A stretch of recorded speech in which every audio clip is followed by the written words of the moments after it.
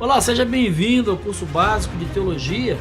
Nós estamos conversando sobre a história da igreja e nós chegamos agora então no quarto século, falando e conversando sobre a formação do Império Cristão. Só para a gente entender e retomar aí o fio da meada, vale a pena a gente lembrar que o cristianismo está vindo de um processo intenso de perseguições desde o ano 64. E quando a gente chega aí nas últimas perseguições, a gente chega em 285, quando Diocleciano, que era um dos imperadores romanos que promoveu essas perseguições, ele reorganiza o império e se torna muito mais autocrático, ele centraliza esse poder. E ele então divide o sistema, né, em tetrarquias de regência, ou seja, ele pulveriza a estrutura de governo do Império Romano, vai fragmentar isso. E as últimas perseguições que vão aí entre 303 e 311 sobre Diocleciano e depois sobre Galério vão se intensificar e vão trazer um peso muito grande para os cristãos. Nesse processo, então, depois da fragmentação, surge um personagem muito importante que é Constantino. Constantino, ele é o imperador romano que tem como objetivo reunificar o poder político dentro de Roma. Ele quer centralizar sobre si. E aí acontece um fato muito interessante. Segundo a tradição, numa dessas batalhas, Constantino ele vai derrotar Maxêncio, que é o seu adversário, um dos seus opositores nesse processo de reunificação. Isso acontece no ano 312, na conhecida batalha sobre a ponte do rio Milvia. Segundo a tradição, Constantino teria tido um sonho antes disso. E nesse sonho ele teria tido a imagem de uma cruz e uma voz, algo dizendo: com esse sinal você vai vencer. E dentro desse processo ele coloca a imagem da cruz, nos estandartes que vão para a guerra, ele conquista a vitória e, segundo a tradição, ele teria se convertido e professado a sua conversão ao cristianismo através dessa visão. E com isso, então, ele teria promulgado no ano de 311, primeiro, um edito de tolerância, que é um documento que suspenderia todas as perseguições aos cristãos, e depois, em 313, o conhecido e famoso edito de Milão. Alguns até creem nessa história que narra esse fato da conversão, mas outros a maioria dos historiadores, na verdade, dizem que isso é muito pouco crível. Por quê? Porque a gente sabe que Constantino ele tinha um culto pessoal ao Deus Sol, ao Sol invencível, e um outro fator que demonstra que provavelmente isso a gente não consegue provar a veracidade histórica desse fato, dessa conversão, é porque o batismo cristão dele só teria acontecido em 337, muito tempo depois, no leito de Porte. Então, ao que parece, na verdade foi uma grande jogada, uma grande estratégia. O cristianismo cresceu, se tornou uma grande potência dentro do Império Romano, e aí existe aquele ditado popular, se você não pode vencê-los, você deve se juntar a eles. Nesse contexto, então, o que a gente sabe é que no ano de 311, Constantino vai promulgar o Edito de Tolerância, onde vão ser suspensas as perseguições aos cristãos, mas ainda os direitos deles de culto não vão ser liberados. 2 anos depois, no ano de 313, então, Constantino dá um passo além e ele começa a tolerar os cultos cristãos, começa a liberar essa prática do cristianismo, e é o que marca, como a gente costuma dizer, o fim teórico das perseguições ao cristianismo. Vale a pena a gente ler esse texto e entender sobre o que ele fala. Ele vai dizer assim: eu, Constantino Augusto, assim como Licínio Augusto, reunidos em Milão para discutir os problemas relativos à segurança e ao bem público, cremos dever regulamentar, em primeiro lugar, entre outras disposições ordenadas, a assegurar o bem da maioria, as que dizem respeito à divindade, ou seja, conceder aos cristãos, assim como a todos, a liberdade e a possibilidade de seguir a religião de sua escolha, a fim de que tudo que há de divino na morada celeste possa ser benevolente e propício a nós mesmos e a todos aqueles que se encontram sob nossa autoridade. Eis que, porque cremos de modo salutar e reto, ter de tomar a decisão de não recusar tal possibilidade a todos, quer se apeguem à religião dos cristãos, quer aquela que creem ser mais conveniente, a fim de a divindade suprema, a quem espontaneamente prestamos homenagem, possa nos testemunhar em todas as coisas seu favor e benevolência costumeiros. Convém, pois, que Sua Excelência saiba que decidimos, suprimindo completamente as restrições contidas nos escritos enviados anteriormente ao seu birô, concernentes ao nome cristão, abolir as cláusulas que nos pareçam mal dispostas e estranhas à nossa mansidão, e doravante permitir a todos que tenham a determinação de observar a religião dos cristãos, fazê-lo livre completamente, sem serem incomodados ou molestados. Esse é conhecido então como o Edito de Milão. É uma carta ao governador da Bitínia e que foi transmitida, a todo o Império Cristão, que é o documento que trata dessa liberdade dada aos cristãos, dessa tolerância dada aos cristãos, mas ainda não é a oficialização do cristianismo como religião oficial do Império, que é um passo seguinte que vai ser dada por um outro governador em outro documento. A Rádio Transmundial é um veículo de comunicação presente em 80% do planeta e que tem como objetivo levar as boas novas do Evangelho aos que não a conhecem, bem como dar crescimento e maturidade cristã àqueles que desejam servir a Deus de forma integral.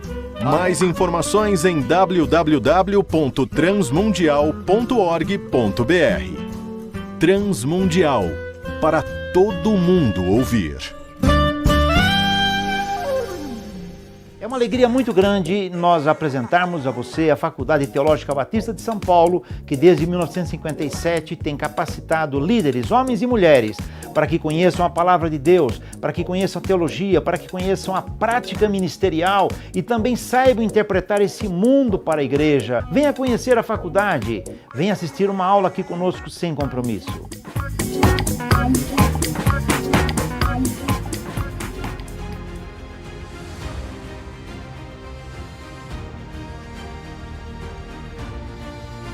Bom, depois do edito de tolerância, das perseguições terem sido suspensas, os cristãos voltarem a ter aí o seu direito de cultuar, enfim, de expressar a sua fé, um outro imperador vai além. O imperador Teodósio, ele promulga um outro documento conhecido como Edito de Tessalônica. Para você que gosta de datas, a data é 27 de fevereiro de 380.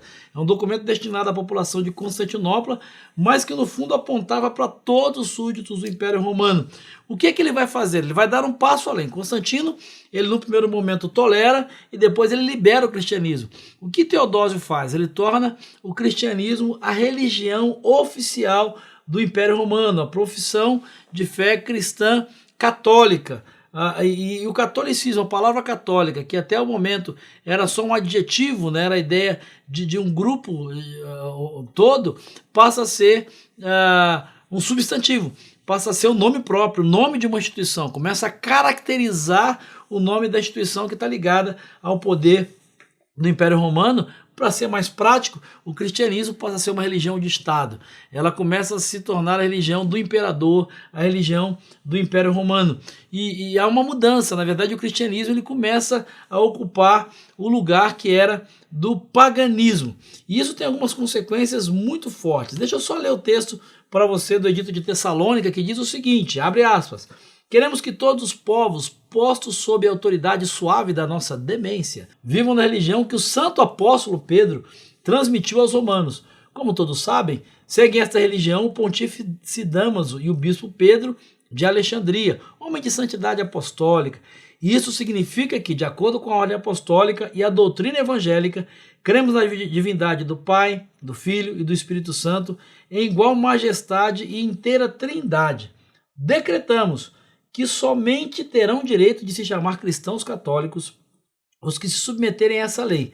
Sobre os demais, aos quais julgamos como loucos e insensatos, pesará a vergonha da heresia, devendo contar, pois, com o juízo divino e com o nosso castigo, segundo a decisão que o céu nos inspirou. É interessante que essa é uma decisão não de um líder da igreja, de um pai da igreja, de um pai apostólico, ou seja, mas é do imperador.